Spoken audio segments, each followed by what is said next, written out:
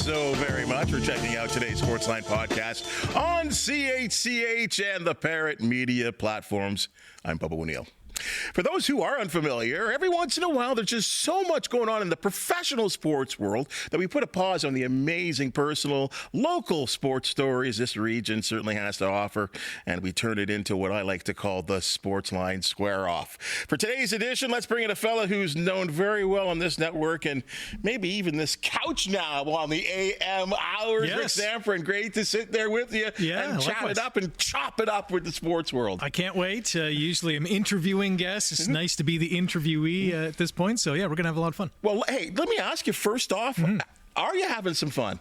Absolutely. I mean, this team here at CHCH Television is absolutely amazing. From Annette to Brian, Emily, Simone in the morning, everyone in the control room, the behind-the-scenes staff. It's been a dream come true. I am having the time of my life right now. Have you gotten back in? Because for those that don't know, you spent, nearly 30 years at CHML before they turned out the lights, and you were doing the morning show there. You've had some time to reacclimatize to regular sun and moon hours. Yeah. How are you get back in? I don't know. When are you waking up? Yeah, I mean, listen, for 8 months I was doing basically nothing apart from fooling around on YouTube. And, waking up at 7 or 8 o'clock, and now the alarm goes off at 2:30, and, it's showering out the door, and here I am. But, I think it's part of my DNA. I'm an early riser to begin with. I'm jacked to be up in the morning and offering information and entertainment to our viewers and those, listening to podcasts like this or watching podcasts like this. So, yeah, it's a whole lot of fun. Thing that you like the most about working here so far?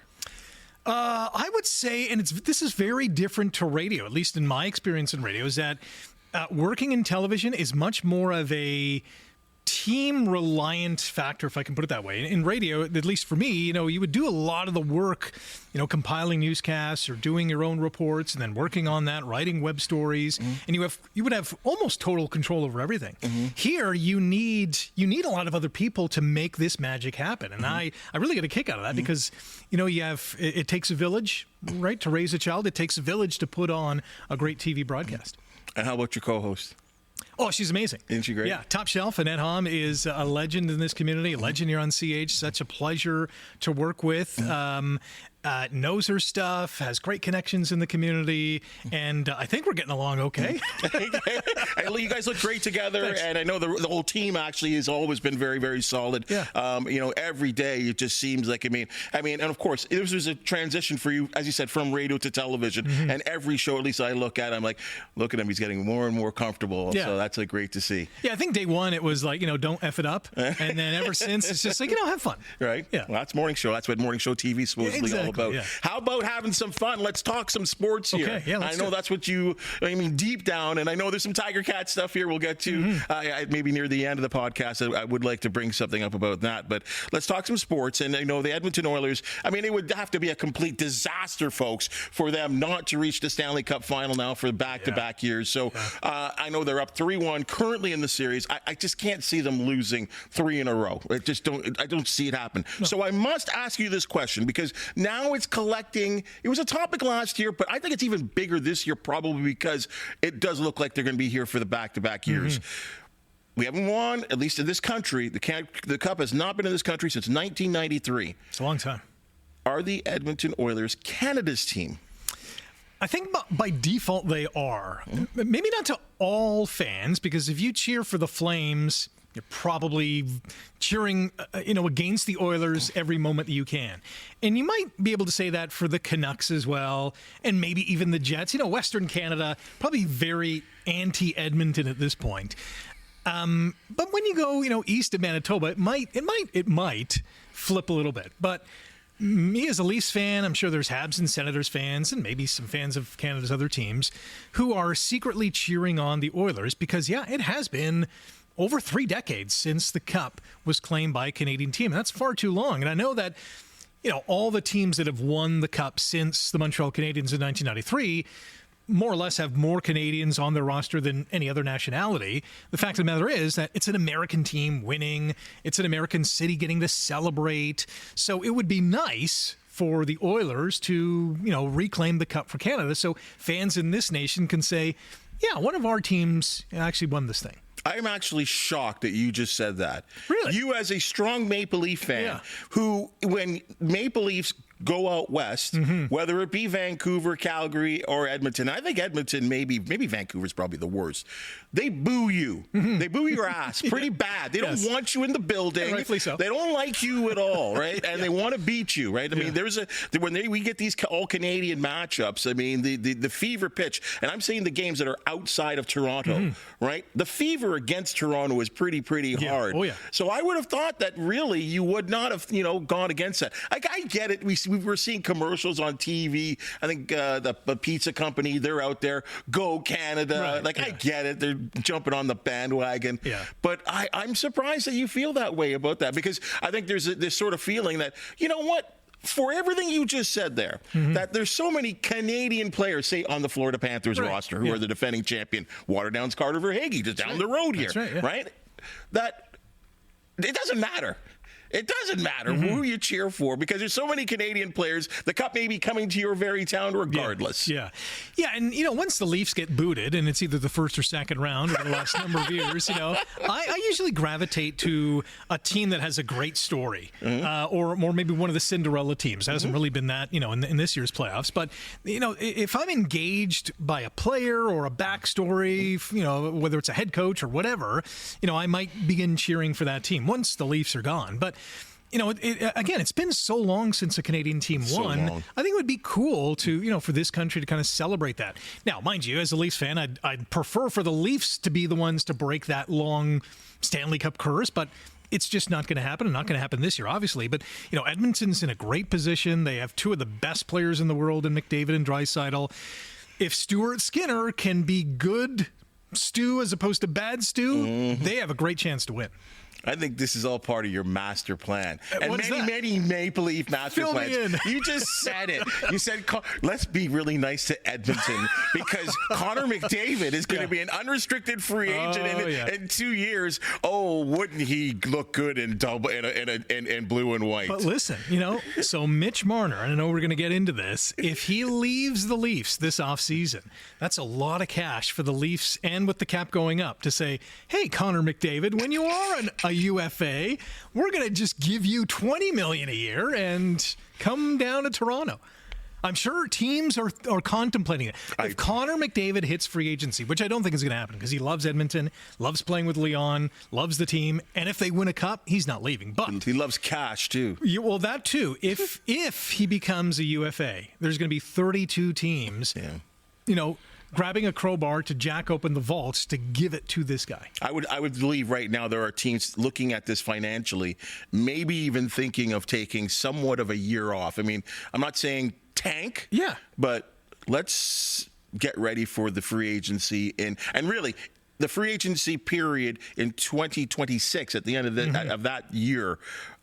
It's massive, the players that are going to be available, like compared to this year, where I think Mitch Marner may be the best guy out there. Yeah, and he's going to get the most amount of money. Sam Bennett might be a close second, although I don't think it's going to be that close. They might be separated by $5 million, which is a lot of money. But at the end of the day, next summer, I think this next trade deadline is going to be interesting, because I think you're going to have teams who are looking to next summer's free agency class and think, well, we're not going to make the playoffs this year, so let's start shedding some salary to create that room to maybe retool in one offseason. It's going to be interesting. Maple Leafs, it is going to be interesting. This is maybe even more interesting. I don't know if you caught it, but when Keith Pelly, the CEO and president of Maple Leaf Sports Entertainment, gave his sort of address of the Maple Leaf situation, and then it kind of turned in, he talked about TFC and the Raptors. There was a conversation, but this was about the Maple Leafs and their playoff failure. Yeah. And he twice slipped in the fact that the Maple Leafs pushed the defending Stanley Cup champions to 7 games, as opposed to the disaster what we're seeing with the Carolina Hurricanes. And he was sure to highlight that, which makes me wonder, folks, is he and this organization even discussing re-signing Mitch Marner and bringing the gang all back for what would be year number 10? I think it's an option for sure. Whether it's a realistic one, I think that's the question. I think there's two things. Will the Leafs consider this or even do this? And the second one is, should they do it? Will they do it? I think, I don't know. I think the ball is in Mitch Marner's court. He's going to go to free agency. We know that. I think when Brad Treliving, the GM of the Leafs, went to Mitch Marner's camp to say, hey, would you waive your no-trade clause because we're interested in bringing in Mikko Rantanen from Carolina, I think that really set the table to Mitch Marner and his agent to say, okay, we're going to go see what we can get on the open market. So if I were to put an odd on it, I'd probably say it's less than 50% that Marner's returning to Toronto. I would be somewhat surprised if they came to an agreement. You don't think the fact that he just had a kid, he's a Toronto guy. Yeah. I mean, he says it all the time. He says he loves playing for the team. He's close to his family. Yeah. Like I said, he just had a first, you have children, like your first one, not that the other ones aren't important, but that first one, there's just something real special and romantic to the family. That really, there's other teams that are going to be pitching him lots of dollars. But that's important because family and support staff are all there. That's what I'm saying, and that's why I'm saying Toronto. Yes, his ego is a little bruised. That they asked him to waive his no trade clause. Now I don't blame the Leafs for doing that because in essence they could lose an asset and get nothing back. Absolutely. So maybe that's what they were thinking. Like, look, we don't know what you're doing, what your plans are, but we also have to look at their organization. And there's a carrot of this Mikko Rantanen, and we know how good he is that we could get this guy here and sign him long term. Right, and sign him long term, which we haven't gotten a guarantee from you. So I understand that. So maybe, as I said, cooler heads would prevail. The loss of the playoffs, maybe he's back in love with the Leafs. It looks like there could be some money that comes available because it sounds like the Tavares deal is done already. And he's going to be taking a huge pay cut. Way less than what he's been earning, yes. Well, and here's the thing. So Tavares made around $11 million. Marner was just over 10. We know the cap's going up by $5 million or so. So Tavares is going to come down. We know the cap's going up. There's a good chunk of cash there for Marner. Here's the thing that I am looking at when it comes to Mitch Marner. The Leafs reportedly offered him about $13 million a season. Very similar to Austin Matthews, who's the highest paid player in the league, and of course on the Leafs. How much more is Marner going to get at another team, whether it's Chicago or Utah or wherever he goes? Is it going to be $2 million more? Is it going to be a $15 million guy? So you're going to leave a perennial playoff team. They have the longest active playoff streak in the NHL at 9 consecutive years, making the postseason, for $2 million more a season and play in a market that might not be as glorious as Toronto, might be a lot less pressure in Utah. I can guarantee you that. But is he going to love it as much? We know he's probably going to be as productive anywhere he goes, right? You play with one of the best goal scorers in the league in Matthews. He's going to get his points whether he's playing in, L.A. or you name the team. The fact of the matter is, what does he want to do? And does Marner believe, truly in his heart of hearts, that this team can eventually get over that hump? Okay, you answer your own question. You're a Leaf fan. I say yes, they can. Oh! But I'd love to see it because, here's the issue. I mean, this is the first offseason in many years that I'm going in as a fan. I think a lot of Leafs fans are sharing this opinion that you look at the defense and you think, I don't think we have to change anything. I mean, if they do make a change, okay, fine. It's not a wholesale, we need so many pieces and parts to make this defense better. The fact of the matter is the core four are all forwards. And okay, let's throw in Morgan Riley, who at the wrong side of 30 now, we're beginning to see a little bit of a decline, even though he just signed, recently signed a big mega deal. I think with the cap going up, Tavares making less, if Marner stays and gets a little bit more, you still have some money to improve the depth of this team in the bottom six. And I think when you look at the Florida series especially, it wasn't Tkachuk, it wasn't Barkov, it wasn't even Reinhart. It was guys like Bennett, Verhaeghe, Ekblad, scoring big goals, making big, Luosterainen, all these role players, depth guys, pushing, the puck forward. Bobrovsky had a kind of an up and down series. He was great the last 3 games.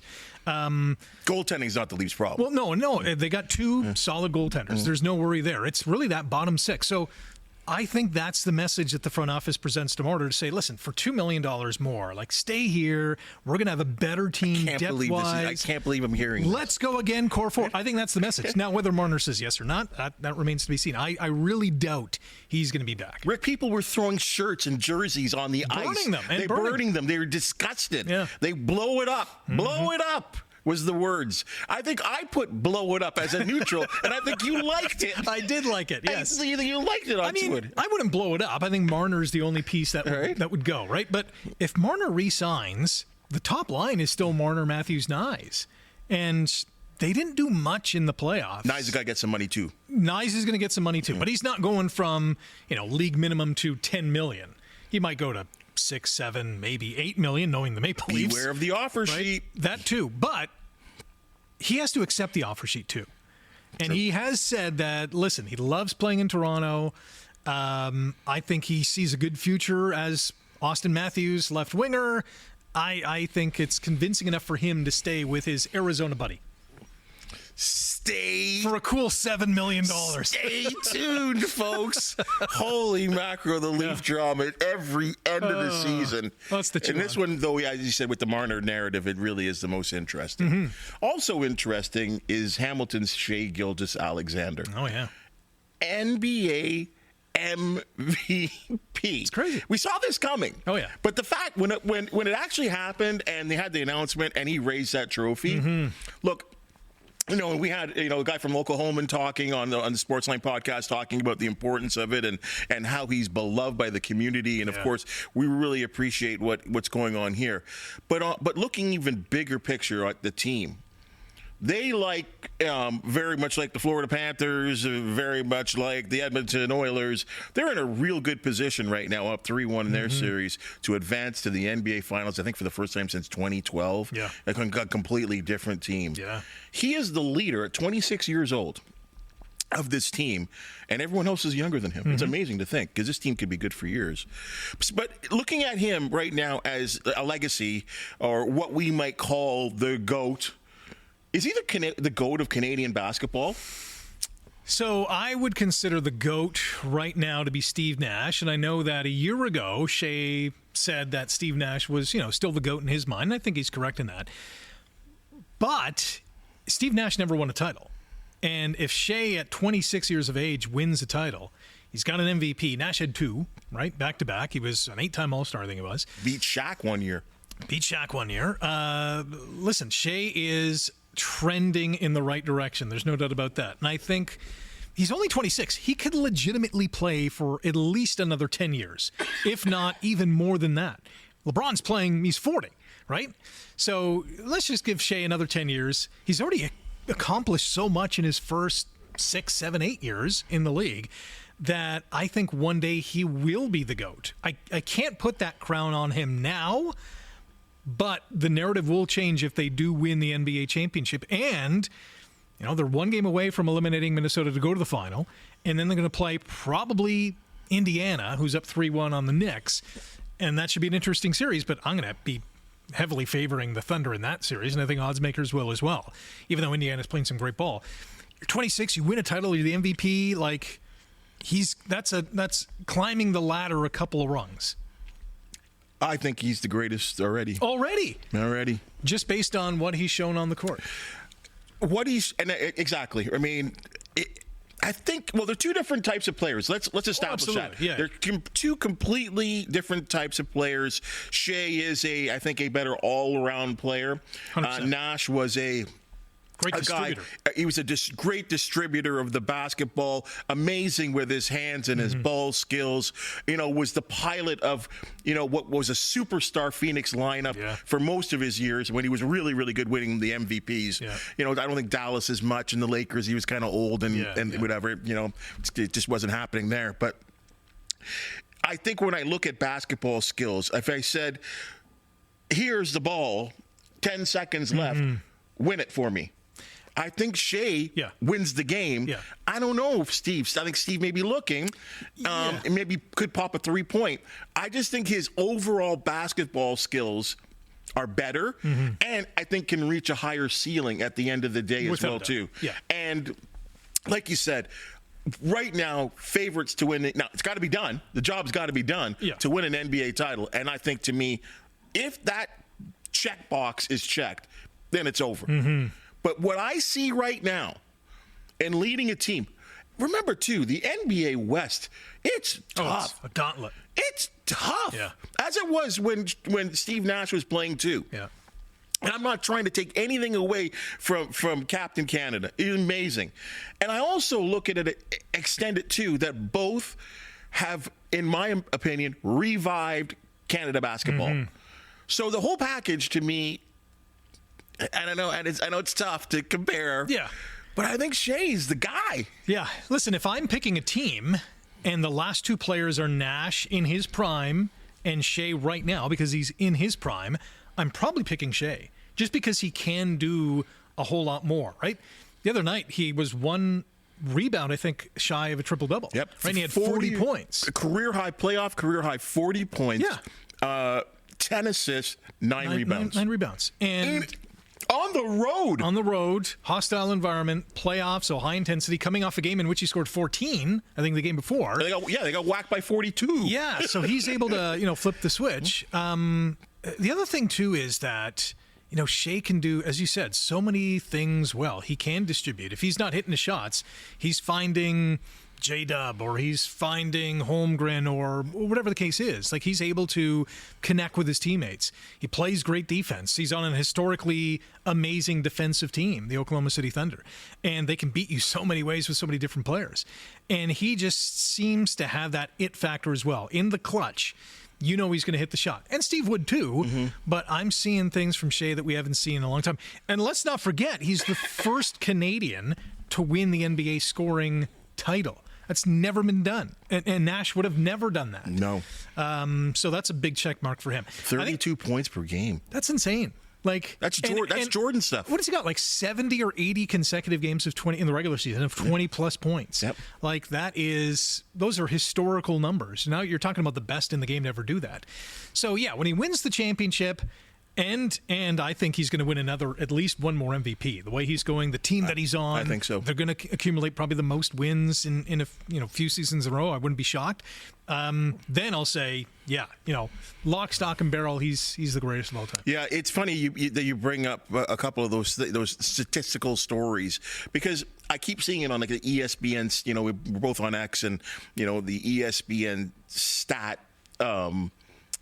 Bureau. They come up with this stuff, and even Sportsnet stats are everything that he has done this year, even last year when it was controversial that he could have won as well too the MVP trophy. Yeah. They're all in comparison to like the greats of the game, like Michael Jordan stuff. Yeah. And this guy's from Hamilton. It's pretty nuts. wild. It's pretty wild. It's nuts. Yeah. Speaking of greatness, yes, and I know you love this fella.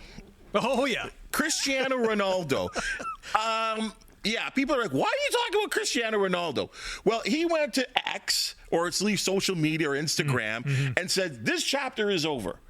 So he's 40 years old in Saudi Arabia playing, and which I don't like him playing in Saudi Arabia because to me, where are the games? Who's watching it? Yeah. Name me 5 teams, right? That's the problem with me. Name one team. Name one team. Al Nassr, right? Like, come on. No offense to Saudi Arabia, folks. Yeah. No offense. But your league is not the Bundesliga, the Premier League. I think in some ways, too, MLS, too, because we're here in North America. Yeah, absolutely. It just doesn't get the attention and the television coverage that maybe it deserves, but it's not happening. Right. Anyway, it sounds to me that he wants to keep playing because he certainly wants to be on the next World Cup team for Portugal, right? So he's going to play somewhere. I'm seeing local articles, obviously, in this area, in this country, especially Southern Ontario. A discussion came up in our newsroom. Yeah, I think I spearheaded it. You spearheaded it about Toronto FC. Yeah. Run with this, please. I think the statement that I made is Toronto FC should go and get him, or at least make a pitch for him. And I wouldn't doubt that they are already thinking about this because, MLS teams, there's a salary cap, but for these, one-of-a-kind designated international superstars, you can go well over the cap, and the maximum cap amount goes to your cap. So they can spend, I don't know, $50 million like the LA Galaxy did back in the day with David Beckham and be charged, I think the maximum is like $18 million or whatever. The fact of the matter is that every MLS team should be looking at this guy thinking, yeah, he's 40, but he led the league in goals in Saudi Arabia. He can still play. He's a mega star. The marketing infrastructure alone that whatever team signs him is going to get is going to be unbelievable. The question is, for him, where, from a legacy standpoint, even though going to Saudi Arabia was a bit of I think of a miss, where's he going to make the biggest impact? Beckham went to the Galaxy. We've had in the MLS a lot of international superstars in the latter stages of their career. Wayne Rooney. Pele back in the day. Yeah. Wayne Rooney, Ibrahimovic. Lionel Messi, perfect example, who's still playing with Inter Busquets. Pirlo came over. Yeah, what's his name? Suarez right now with Miami. Exactly. So all these guys in their late 30s, knowing that they've been there, done that, they've got international trophies or club trophies in Europe or South America, and have come to North America for the payday, the marketing, extending their brand to North America, right? Because, let's face it, soccer, football, still a very global sport, but huge in Europe, massive in South America, and, big in other places of the world. In North America, there's football, and there's hockey, and there's baseball, and there's basketball, and then there's soccer. Mm-hmm. These megastars who come to North America, they have a treasure trove of media sponsorship opportunities. And this is why I think Ronaldo should seriously look at the MLS. Not necessarily just Toronto FC. It would be awesome if he came to TO. Yeah. But I think it's a legitimate landing spot.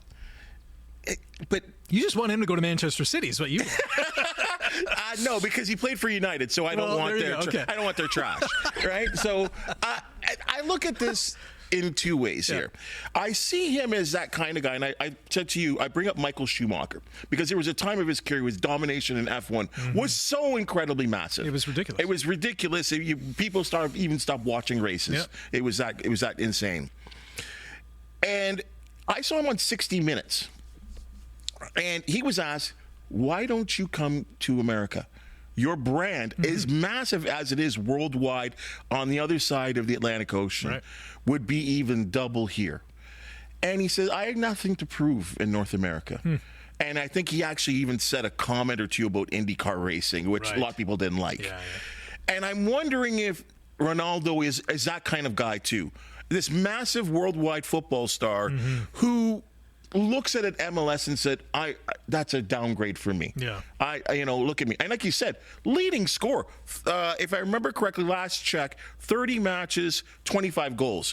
For a 40-year-old, still has it. Still pretty good. Right? I don't care the quality. Even in a watered-down league, it's still good. Those are numbers, still right? Score, right? Those are still good numbers. So he can play. There's no doubt about it. I don't think he can play a full 90 minutes like he used to, but what are my expectations at 40?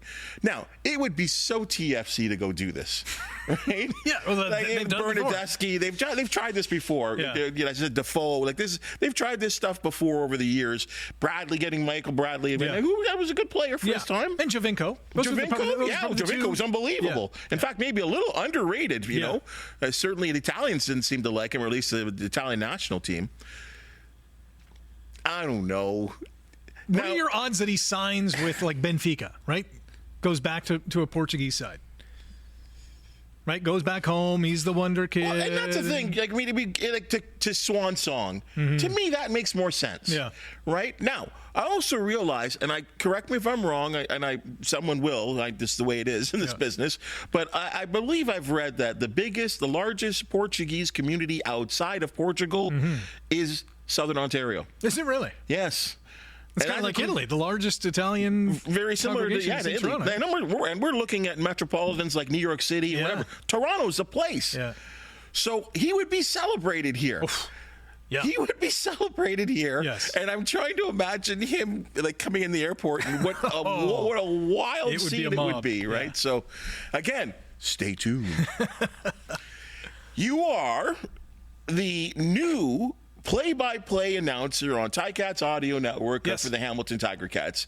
And kind of a renewal for you because you did it for almost a decade previously, and now you're back.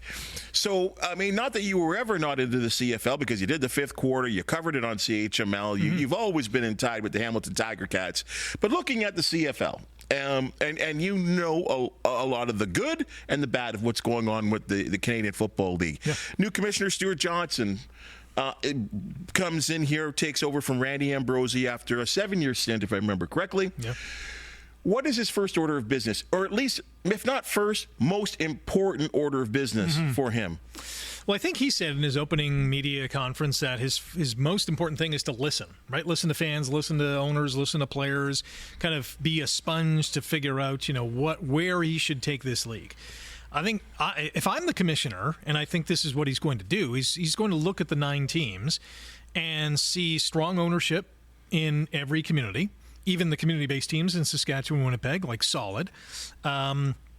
He's going to see some franchises who are doing much better than others, and not in wins and losses. I'm talking financials, and he's going to have to compile some kind of case to improve those teams. And I'm talking about teams like Toronto that have struggled with attendance, teams like Montreal that don't have the most luxurious stadium with all these, private corporate boxes, right? They have some deficiencies in those two markets, especially. Hamilton, Ottawa, I think are strong, but some improvements can be done in terms of not only the play on the field, but the corporate kind of oomph behind it. But I think you could say that league-wide as well in terms of sponsorships, getting more partners, just laying a more secure foundation because. For decades, the CFL, and rightfully so in some years, has had this, stigma or this black cloud over it that, are the franchises healthy enough? Is the league financially okay? And there always seems to be when it comes to, negotiations with the TV deal or the players union, when their agreement's up for discussion, the thought is, the what if factor. What if TSN doesn't come back, or what if other networks want to get it? Is the league going to have enough money to do what it wants to do? So I think his first and foremost objective is to figure out how to take the league from here to here financially. And I know that Randy Ambrosie, when he first came in, he wanted to double league revenues, right? That was his big promise, and they never really got there. So I think Stuart might have that objective in his head. He's just not saying it outwardly because ultimately that's what you want. You want the owners, the teams, the players to all make more money. You're going to have a much more successul league. And how he's going to get there, that's the million-dollar question, literally. It's a huge question. It's a huge question. And I completely agree with everything you've said there. I really have, because it's so important. But can I say this? I have been now watching CFL football with good knowledge now for 3 decades now. Right. Everything you just talked about, we've been talking for 30 years. Right. Yes. We've been talking about this. There's some franchises that are making money, some are not. Some buildings are decrepit, some are blah, blah, blah, blah, blah, blah, blah. I've been hearing this for 30 years. Yeah. And I am of a strong belief that we will be talking about them for 30 more. Probably. And that this league, but the league will continue. Yeah. The league will continue. The problem is, who's watching the games? Who cares about the Canadian Football League? And to me, that's the biggest problem right now. Yeah. Because you and I are at Ticat games. You and I can identify the crowd, and we just use Ticats because that's where we are and that's where we know the most. Yeah. Look at the amount of Hitchcock jersey and Morielli jerseys and Carl Coulters and McManus and Flutie jerseys. Who are wearing those jerseys? Yeah. 50, 60, maybe 40-year-olds that were around for 99. Yeah. Right? Wearing the old Ticat logo I'm talking about. Yeah. They need to connect with the youth. Right. How somehow the league and my dad got me into the Canadian Football League when I was 8. That's when I started watching football. I didn't watch NFL first. Yeah. It was CFL first. I had gone to an NFL game, a Bills-Jets game at Old Shea Stadium. Right. way back, right? Yeah. And I barely remember it, only because it was rainy and I wanted to leave. Yeah. Right? That's all I remember of the NFL. And I think that's the biggest problem. I thought to myself, okay, when he had that, when his opening statements as, the new commissioner, I thought to myself, this is really interesting. So I went and digging and talking to the likes of like a Justin Dunk, who's, used to work here at this station and, of course, runs the 3 Down Nation. So I asked him a couple of questions about who were at the press conference, media-wise. Let's just say the 3 Down Nation guys were the youngest guys there. The guys that were there covering this press conference, guys like Steve Simmons, the old guard who have been covering the league for years and years and years. Right. Where are they? You go to a Raptors game, the media, I don't even know half of them, but they're all young. They're young bloggers. Yeah. They're maybe young people that work at Sportsnet. Right. And they are spreading the word of the NBA and the Raptors through the blog world and whatever. Right now, does that make you money? I don't know. I personally know, but it's reaching the younger audience. Yeah, you're spreading the message, right? The message of the Canadian Football League needs to start spreading, not from you and me, who are at a different age group. They need youth. I don't know how you do it. I don't know how you make the CFL cool to the young kids that are watching the NFL. Well, and that's and it has been for decades, the monster in the room, right? The National Football League is such a monolith, monetarily, franchise number-wise, right? They have, 3 times almost the amount of teams that we have. The global reach, they're going to London and Brazil and Spain, Germany and all these places. They really are, NFL 2.0 in terms of the global, reach that they have. I'll say this from a Ticats standpoint. They do have kids camps.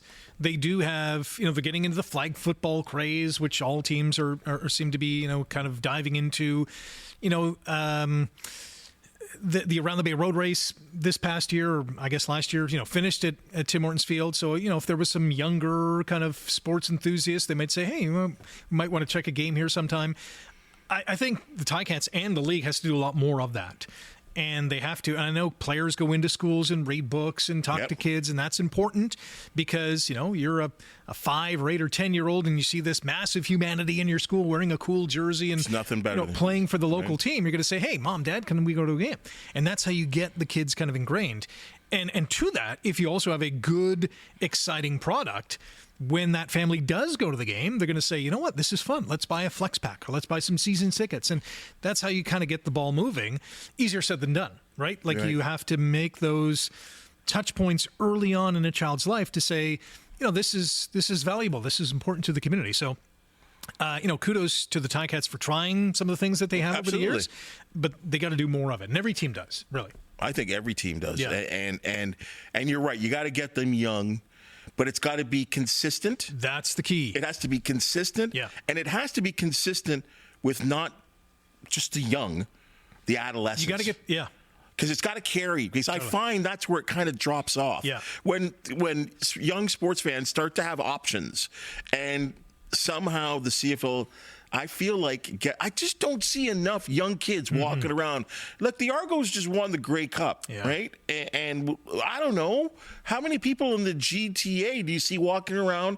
And I'll give them this: their product in terms of clothing, really good looking stuff.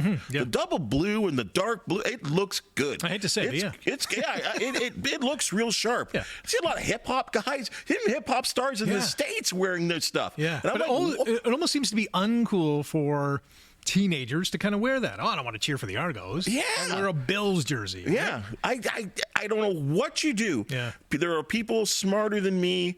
I know they're gonna make a big push, to be on the TikTok and all that kind of stuff. I don't know if that's what sells seats or whatever, but I hope they try everything. Yeah. Because I think that is one of the major problems of the league. And I said that, and I say that too from not only a fan standpoint, but from a media standpoint too. We need some young people covering this league.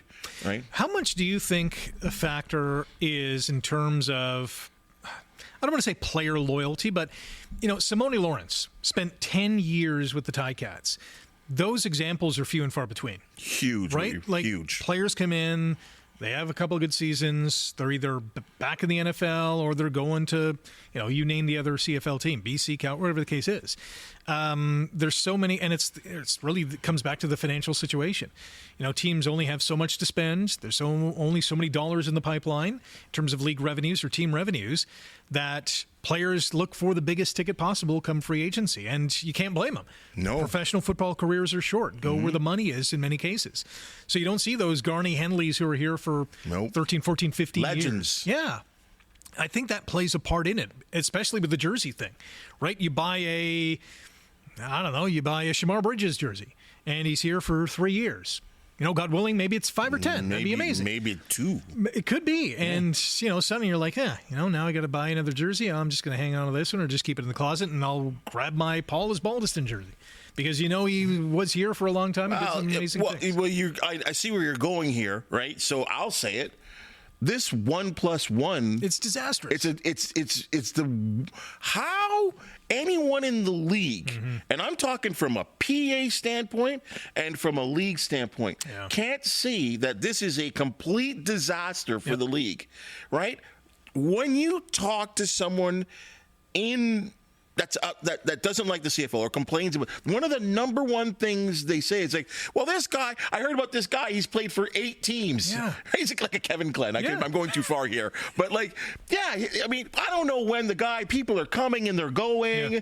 How can you build an audience or a fan base when your roster is completely changed? Now, sports would have it that there are changes every year. Sure. Right? But we just talk about the Leafs, right? Yeah. The core 4. Well, as much as it hasn't worked out for them, or at least to this point, that core 4 have been together for a decade. Yeah. They've been together for a decade. So, you feel okay if you got a Riley jersey. This has got to change in the Canadian Football League, the 1+1, and I know the players won't like the freedom, but you got to sign deals that are 2 to 3, and I'm saying 3-year minimum. Yeah. Right? Well, when I saw the Reggie Stubblefield contract that the Ticats gave to him, a 3-year deal, I know he's got the leg injury and is going to miss, the start of the season, I thought, we need more of this. 3 years. We know that contracts aren't, fully guaranteed. This is not the National Football League or other sports leagues where if you get hurt, you're still going to make all your money or, you're going to get that guaranteed sum. But when I saw the 3 years, I thought, we need to see a lot more than this. Here's a superstar in the league who's got, a commitment from this team for 3 years. Fans can be, I think well assured that this guy's going to be an impact player. Let's go buy his jersey, cheer him on, and hopefully he re-signs and is here for another 3 or 5 years, right? That's how it should work. I'm going to get the editors, our outstanding editors at CH, to cut this little 5-minute segment about the CFL, and I'm going to mail it off to the commissioner. You should, yeah. I'm going to mail it off to the commissioner because I think we've said more than most have, quite honestly. Let's do a little rapid-fire thing. Okay. A couple of things that just have blown my mind. I saw this early this morning. Terry Bradshaw has called the Pittsburgh Steelers' pursuit of Aaron Rodgers, the veteran quarterback, a joke. Agree or disagree? Agree. Yeah, it has been. It's been a mess. It's been really messy. They have Mason Rudolph. They have a couple of other guys. They had Big Ben for years. They had Fields and Wilson last year, and it kind of worked and didn't work to certain degrees. This is come on, make a decision on both sides. Aaron, are you still playing? Yes or no? Yeah, if you're still thinking about it, if you're Pittsburgh, move on. Whether it's with Mason Rudolph or could have got someone else in free agency or re-signed Justin Fields to a bigger deal. It's not a good look for a franchise that is the model of consistency. Yes. The Pittsburgh Steelers. Yes. 3 head coaches since 1960, whatever. It's just a bad look for them. Yeah, I don't know. What does he want to do? You're right. Does he want to play? Do you know? Can you commit, please? Because we saw this before he went to the Jets, and it ends up being like when we're watching ESPN, and where is he? Oh, the helicopter's over. It's we're falling. Daily, he's in the Sahara Desert smoking weed and doing peyote? Yeah. I don't know. Sure. Come on, enough of this guy. Seriously. And we've got Pittsburgh Steelers fans like our Jason Gardola here, that he's losing his mind because he's the last thing he wants is Aaron Rodgers as the quarterback. I think it's happening.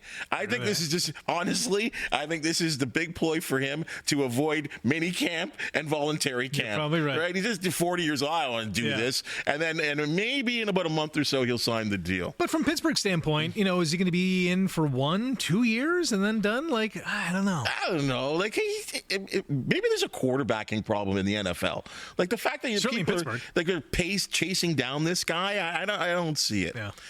Blue Jays, still meddling at the 500 mark. Yeah. Are they relevant to you?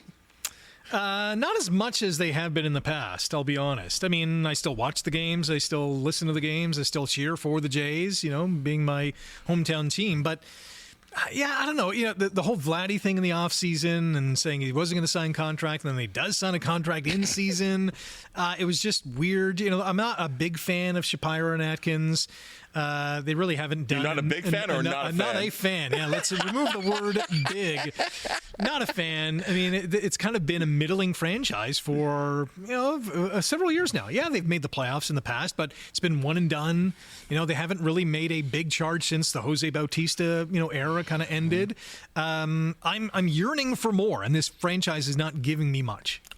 They bore me. Yeah. They bore me. This was a team that hit the ball out of the park like crazy. Yep. Now, did it get them anywhere? I don't know, right? I mean, yeah, you're right. 2016, 2017, they were, pretty relevant towards making the playoffs and maybe even the beginning of the 2000s. But they were exciting to watch, right? The ball was, you guys are hitting 40 home runs, and now They can't even score runs. They don't hit well with runners in scoring position. They don't even hit home runs anymore. No. Like, thank goodness Varsho showed up. Yeah. He's added a little power. Vladdy now is like the 300 hitter type. Yep. What happened there? I have no idea. Bo, I'm not quite sure about him. He's got 3 or 4 home runs.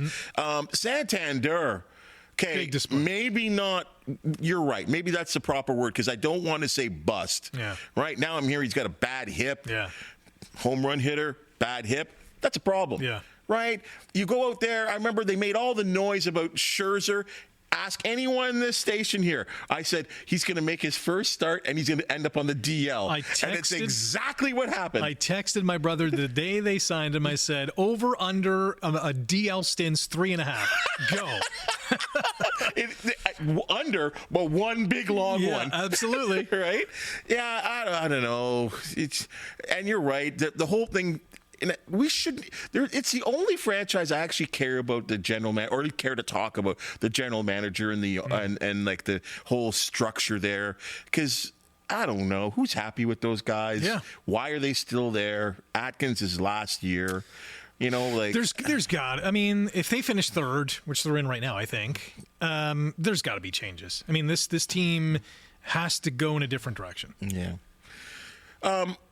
The International Olympic Committee yesterday said no to Russia. Yep. There's been this lengthy ban that's been going on for them from competing in international events.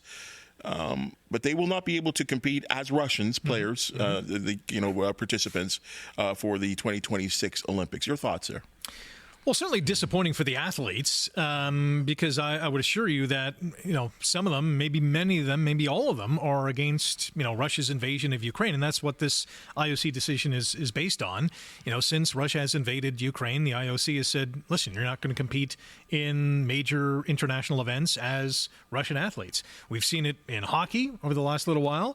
And quite frankly, I've missed the Russian team being involved in these kind of tournaments, right? Four Nations Face-Off, Olympics, whatever the case is. Yeah, it seemed wrong. Yeah, but I can see where the IOC is coming from. Now, do they want to get, well, they already are. Do they want to get political? Yes, the answer is, because this is the decision that they made. But I feel for the athletes who have trained, and many of them, in many cases, all their lives to get to this point, and they can't do so because Putin is trying to claim more land in Ukraine. It's wrong, and hopefully one day soon that can all come to an end. I am no Putin lover, but I will ask this question. Who's it hurting? Who's this ban hurting? Well, yeah, the Russian athletes. Like the athletes, and are they to blame for the actions of a dictator-like president in Russia? And I'm concerned about that because I see what they're doing, but I just don't know. Are you hurting the country, or are you hurting the athletes? And if you're trying to hurt the country, well, many of the people, those athletes, aren't making the decisions. Yeah. And I would sure if you cornered them. Alex Ovechkin has talked about this already, about not wanting more, wanting peace.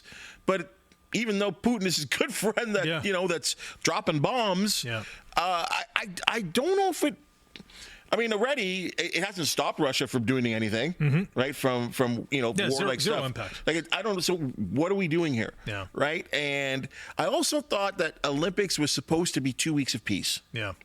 And 2 weeks of athletic ability being shown at the highest level. I know there's obvious problems with drugs every once in a while, but overall, the highest level of not amateur and professional sports, though, but a showcase for sports. I'll call it that, right? And to see Russian athletes at their very best, you talked about the cup there, the Four Nations Cup, which should have been 5 at least, because Russia, again, to lose that Russia-USA rivalry, Russia-Canada rivalry, It goes back decades, right? It's been going on for decades. Do you know who also loses, and this is maybe a selfish comment, is fans like us, right? To see these well-trained, multi-talented athletes, whether it's hockey or you name the sport, not being able to compete against athletes that we love from this country or other countries love as well. I think as fans, we kind of lose as well. Well, this was not a loss. Okay, good. And it was a big win for the Sportsline podcast to sit and chat with you and, as I said, chop it up a little bit here. I always enjoy your insight, your opinions. Thanks. Looking forward to more TICAC games this year. I don't want to go there yet, but as I've said to you before privately, I feel like there's going to be a good year. I feel like it's going to be a good year. Excuse me. We're coming, Winnipeg.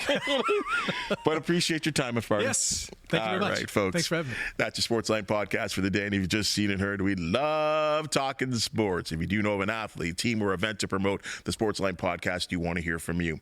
Hit that thumbs up, like, and subscribe button. Hit it. Hit it. We appreciate your comments always. For the outstanding people that make the Sportsline podcast possible, thank you so very much. And we'll see you tomorrow.